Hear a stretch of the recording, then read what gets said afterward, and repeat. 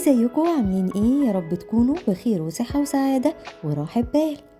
ومن تاني راجعلكوا بريفيو عن صوصات، بس المرة دي الصوصات بتاعتنا زي ما انتوا شايفين كده صوصات حلوة ممكن تستخدميها في حاجات كتير قوي في مطبخك. ممكن تستخدميها في الكيكات بتاعتك، او تستخدميها في الهوت شوكليت، او تستخدميها في العصاير. يعني ليها استخدامات كتير جدا، واسمها ماجيك مومنت. وفي منها كمان أطعمة كتير، في منها بالقهوة وأطعمة تانية أنا لسه ما جربتهاش. والنوع ده من الصوصات بجد حلو جدا وأنا جربته، وفي منه حجمين، حجم صغير اللي موجود معايا، وكمان في منه حجم أكبر. وأول صوص معايا وهو الصوص اللي بالشوكليت. زي ما انتوا شايفين دول عبوة صغيرة منه، يعني ده الحجم الصغير، في حجم بيبقى أكبر من كده، هو ده تقريبا 170 جرام. وطبعا انا العبوه دي بجيب منها كتير لان بستخدمها في حاجات كتير جدا.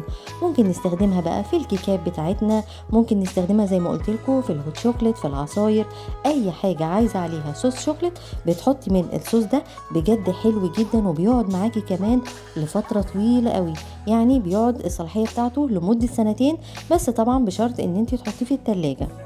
زي ما انتوا شايفين كده هو الصوص خفيف، يعني مش شوكولاتة تقيلة، يعني زي شراب كده.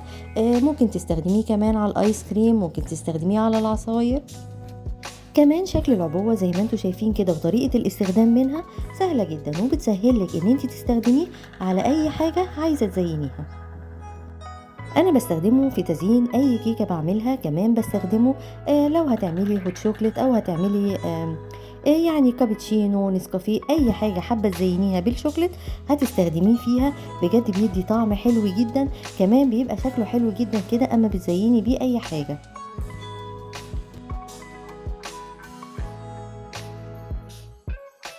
وزي ما قلت لكم زي ما انتوا شايفين ان العبوه الاستخدام منها سهل جدا، وبيسهلك ان انت تحطيه على اي حاجه عايزه تزينيها.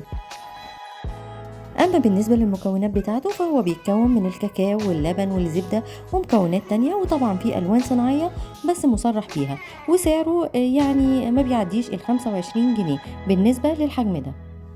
فجربوه، انا متأكدة ان هو هيعجبكم. كمان في منه صوص بطعم الفراولة.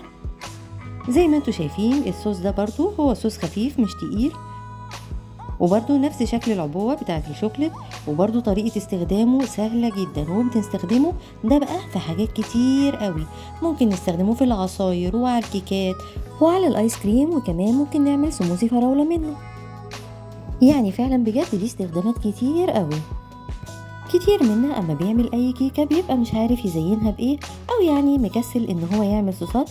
فبجد الصوصات دي حلوه قوي، بتخليكي تزيني الكيكه او اي حاجه انت حابه تزينيها بطريقه سهله جدا وسريعه. وكمان الحلو كمان ان هي بتقعد معاكي كتير قوي، يعني بتقعد معاكي سنتين لو حطيتيها في التلاجة، وكل ما تحبي تستخدميها بتستخدميها وتحتفظي بالباقي.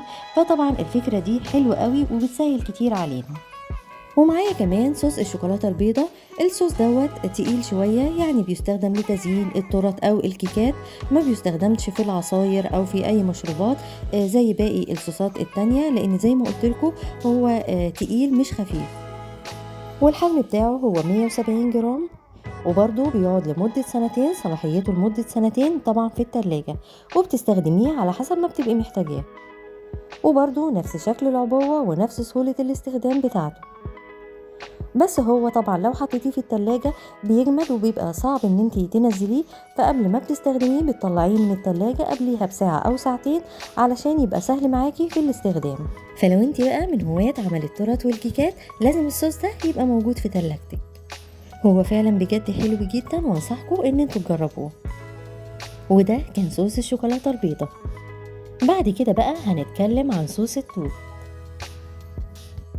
والصوص ده برضو من الصوصات الخفيفة، يعني هو صوص مش تقيل، وبرضو نفس الوزن، هو وزنه 170 جرام، وبرضو مدة صلاحيته لمدة عامين. وده بقى ليه استخدامات كتير جدا، ممكن تستخدميه في العصاير، وممكن تستخدميه على الايس كريم، وممكن تستخدميه لتزيين التورت. يعني ليه استخدامات كتيرة، وتعملي منه موهيتو، وممكن كمان تعملي منه سموزي اللي هو بيبقى عبارة عن تلج والصوص اللي هو صوص التوت الازرق، وبس مش اكتر من كده، وبيبقى في الكافيهات بسعر غالي جدا. بالعكس انت ممكن تشتريه زي ما قلتلك كده، هو سعره ما بيتعداش 25 جنيه، فبجد هو حلو جدا وجربوه. كمان بقى معايا الصوص اللي هو مهم جدا جدا عندي، وهو صوص الكراميل.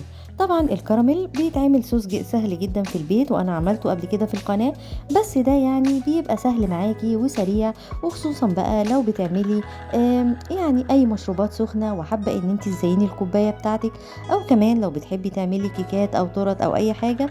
يعني هو بيبقى سريع معاكي وبتستخدميه بسهولة، وكمان اما بتحطيه في التلاجة بيقعد معاكي لمدة طويلة. فهو بجد حلو جدا، ولو جربتيه مش هتبطلي تستخدميه وهتتعودي على طول انك تجيبيه. وده كان الريفيو بتاعنا النهارده عن صوصات ماجيك مومنت. بجد الصوصات دي حلوه جدا، وممكن تستخدميها في المشروبات وفي العصاير، لان في الكافيهات بيستخدموا الصوصات دي. فانت اما بتجيبيها في البيت يبقى انت بتوفري على نفسك كتير جدا، وبتعملي احلى مشروبات واحلى عصاير بتتعمل في الكافيهات. وفي نهاية الريفيو بتاعنا النهاردة بقى أتمنى ان هو يكون عجبكم وتكونوا استفدتوا منه. ولو عجبكم ما تنسوش بقى تعملوا لايك للفيديو، ولو القناة بتعجبكم تعملوا سبسكرايب للقناة وتفعلوا الجرس علشان يوصلكوا كل الفيديوهات الجديدة أول ما نزلها. وبس كده، باي باي.